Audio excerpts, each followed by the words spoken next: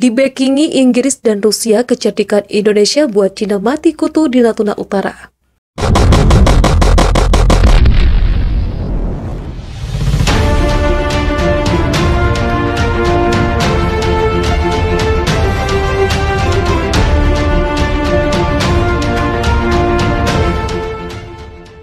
Ambisi Cina untuk menguasai Natuna Utara dari Indonesia sungguh tak dapat dibenarkan. Jatuhnya Cina melakukan agresi kepada Indonesia di Natuna Utara jika hal itu terjadi.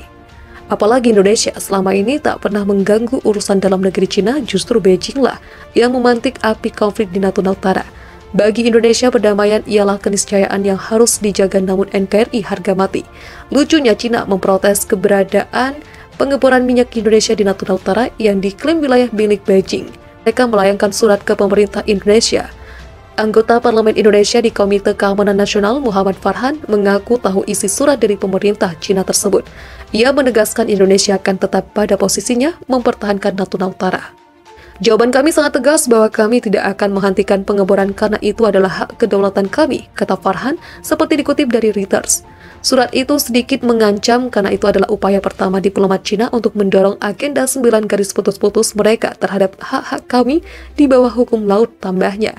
Karena ancaman ini, Indonesia sebenarnya sedang mencari cara membendung agresi maritim Cina di Natuna Utara. Untungnya Amerika Serikat menyatakan siap membantu Indonesia mempertahankan Natuna. Melalui situs resmi state.gov, pemerintah Amerika Serikat menyatakan sikap bahwa mereka akan melakukan segala daya upaya untuk ikut terjun membendung pengaruh Cina. Amerika Serikat dan Indonesia memiliki visi yang sama tentang kawasan Indo-Pasifik yang bebas dan terbuka, termasuk komitmen terhadap kebebasan navigasi dan penerbangan, ujar state.gov. Indonesia adalah pemimpin di ASEAN dan jangkar tatanan berbasis aturan di Indo-Pasifik. Amerika Serikat tetap terlibat secara mendalam di Indo-Pasifik, dan kami serta mitra kami percaya bahwa cara terbaik untuk mencegah konflik adalah dengan memperkuat nilai-nilai bersama kami, tambahnya.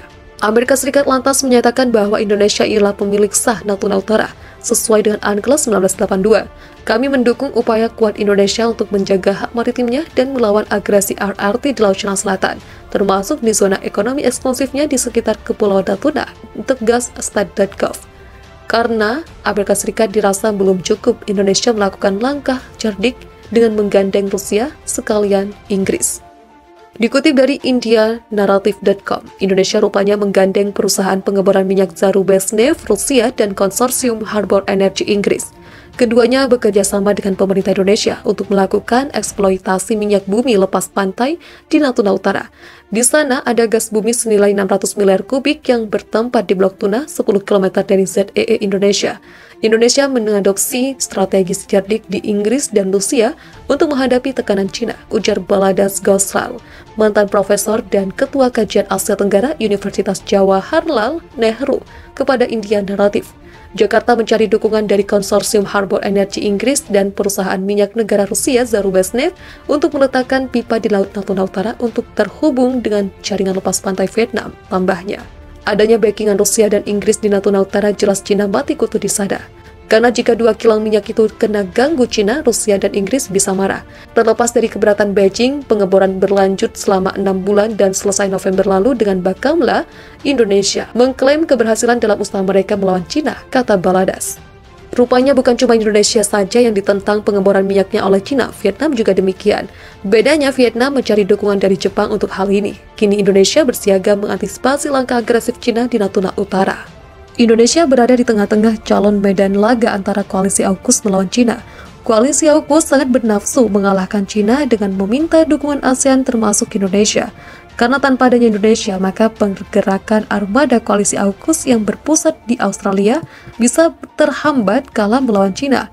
AUKUS memang berpusat di Australia atau setidaknya di Guam, Filipina. Namun home base utama mereka masih berada di Australia karena lebih aman dari ancaman Cina. Apalagi sebelum mencapai Australia, Cina harus melewati wilayah Indonesia.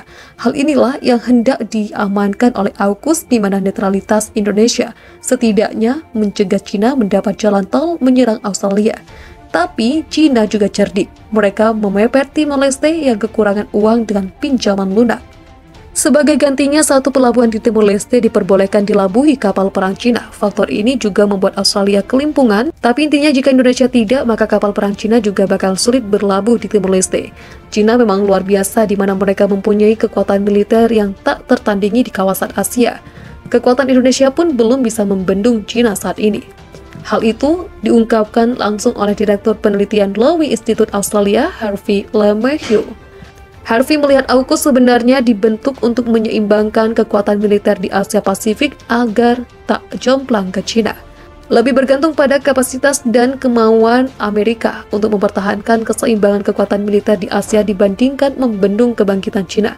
Katanya dikutip dari inb.net.au, Harvey melihat kembali kapasitas Australia mempertahankan pengaruhnya di Papua Nugini juga tergerus Cina. Tapi investasi di Indonesia saat ini lebih diprioritaskan ketimbang ke Papua Nugini. Kami berinvestasi lebih banyak di Selandia Baru daripada banyak negara Asia Tenggara lainnya termasuk Indonesia, ujarnya.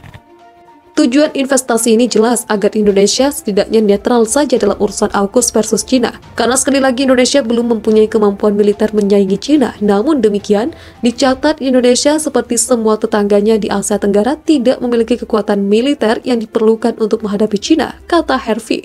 Harvey menyarankan Indonesia dan Australia meminta bantuan saudara tuanya yakni Jepang untuk menekan Cina di Asia Timur. Jepang adalah kekuatan pintar yang memiliki pengaruh diplomatik, ekonomi, dan budaya yang signifikan dengan sumber daya yang terbatas, kata laporan Lowy Institute.